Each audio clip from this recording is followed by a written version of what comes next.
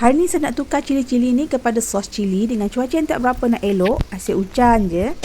Macam biasa kita kena bersihkan cili-cili ni, buang tangkai dia dulu. Saya tak tahu tangkap petesan dia macam mana. Ini first time saya buat sos cili. Saya dah rujuk banyak video macam mana cara pembuatan dia, jadi kita cubalah sama-sama, okey?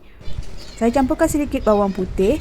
Kemudian kita kisar halus ke semua cili-cili dan bawang ni.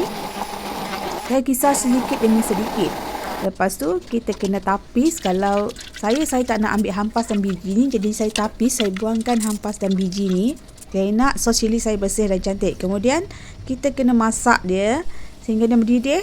Lepas tu tambahkan 2 sudu makan cuka, bergantung, kalau nak lebih letak lebih. Dan gaul, masak sehingga dia mendidih lagi. Tambahkan 1 sudu teh garam dan gula secukupnya. Saya tak ada sukatan spesifik, saya letak je. Biarkan mendidih, kemudian kita akan tambah dengan bancuhan tepung jagung secara berperingkat. Ini pun ikut kepekatan yang anda nak. Jadi saya dapat kepekatan macam ni. Okey, kemudian saya akan masak dia lagi sehingga mendidih. Saya masak ni selama 2 jam untuk dapatkan kepekatan dan warna yang merah macam ni. Okey, itu bergantung kepada masing-masing. Kemudian kita kena sejukkan. Dah sejukkan, nampaklah macam ni. Tengok sebiji macam sos cili yang kita beli kat kedai kan. Kemudian kita masukkan ke dalam botol untuk disimpan. Dapatlah 2 botol. Berhasillah juga usaha saya kali ini.